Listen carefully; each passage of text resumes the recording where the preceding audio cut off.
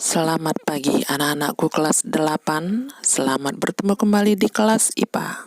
Pada hari ini kita akan masuk bab yang baru, struktur dan fungsi tumbuhan. Tujuan pembelajaran kita agar kalian memahami struktur akar, batang, daun, dan bunga. Tubuh tumbuhan berpembuluh tersusun atas beberapa organ. Secara umum, organ penyusun tumbuhan berpembuluh dapat dikelompokkan menjadi organ vegetatif dan organ generatif. Organ vegetatif merupakan organ tumbuhan yang berfungsi untuk mendukung pertumbuhan dan perkembangan tumbuhan, terutama berguna untuk penyerapan, pengolahan, pengangkutan, dan penimbunan zat-zat makanan. Organ vegetatif tumbuhan berpembuluh terdiri atas akar, batang, dan daun.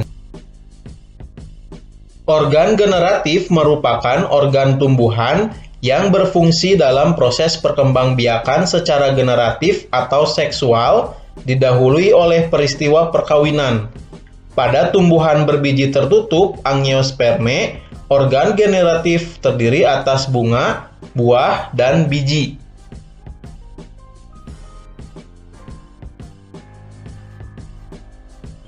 Akar merupakan organ tumbuhan yang umumnya berada di bawah permukaan tanah, tidak memiliki buku-buku, tumbuh ke pusat bumi atau menuju air, warna keputih-putihan atau kekuning-kuningan, dan memiliki bentuk meruncing.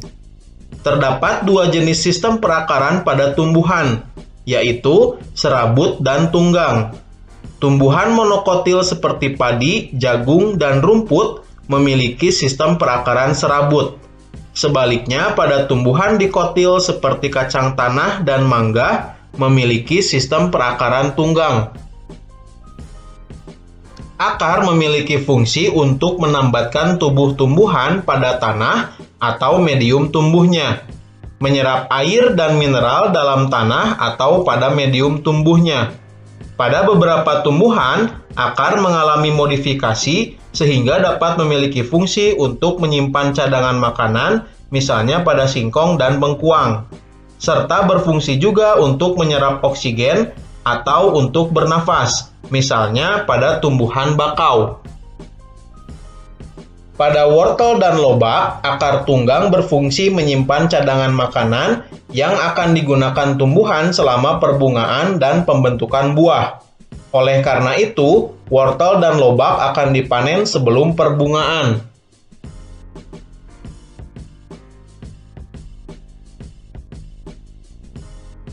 Pada umumnya, tumbuhan yang kamu lihat memiliki batang yang berdiri tegak di atas tanah serta mendukung cabang, daun, dan bunga.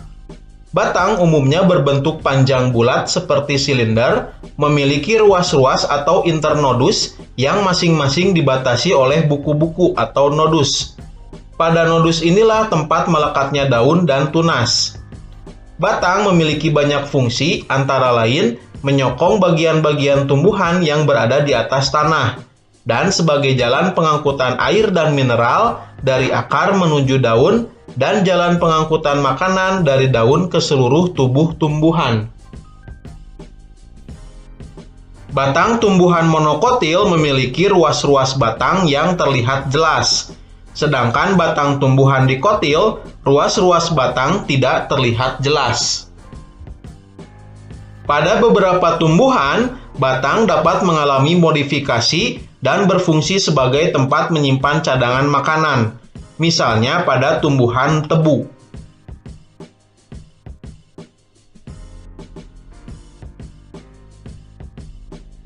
Daun merupakan organ tumbuhan yang menempel pada batang, biasanya berbentuk tipis lebar dan banyak mengandung zat warna hijau yang dinamakan klorofil.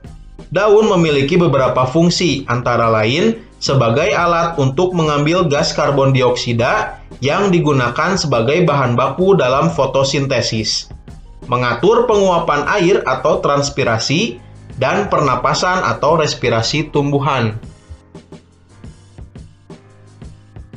Setiap tumbuhan memiliki bentuk, ukuran, dan warna daun yang berbeda untuk mencirikan tumbuhan tersebut.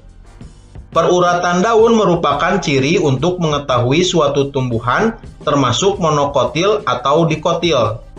Daun monokotil memiliki peruratan daun yang sejajar, sedangkan tumbuhan dikotil memiliki peruratan daun menjala. Pada proses fotosintesis, dibutuhkan cahaya sebagai sumber energi. Energi tersebut ditangkap oleh zat hijau daun yang disebut klorofil. Gas karbon dioksida dan air digunakan sebagai bahan baku untuk menghasilkan glukosa atau C6H12O6 dan oksigen.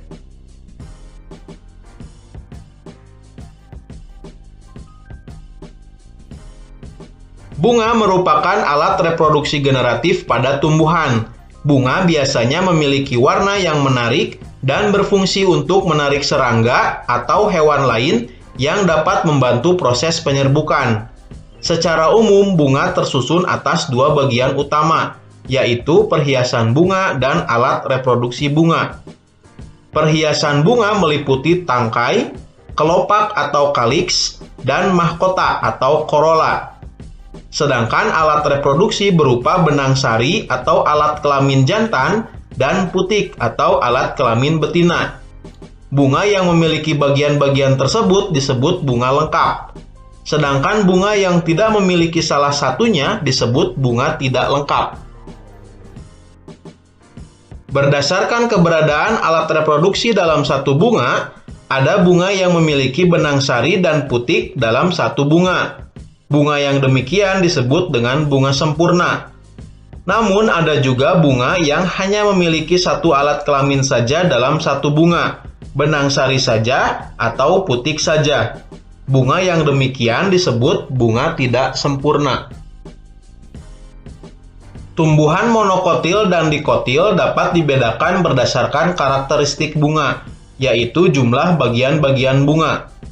Tumbuhan monokotil mempunyai bagian-bagian bunga seperti daun kelopak, daun mahkota, dan benang sari yang berkelipatan 3. Pada tumbuhan dikotil mempunyai bagian-bagian bunga berkelipatan 4 atau 5.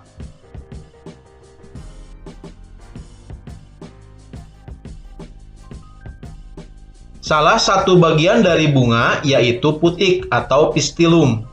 Putik terdiri atas 3 bagian, yaitu bagian dasar yang menggelembung disebut bakal buah atau ovarium. Bagian yang memanjang disebut tangkai putik atau stilus, dan kepala putik atau stigma. Di dalam bakal buah terdapat 1 atau lebih bakal biji atau ovul. Pada perkembangan selanjutnya, bakal buah akan berkembang menjadi buah, sedangkan bakal biji akan berkembang menjadi biji. Demikian pembelajaran kita hari ini. Selamat belajar dan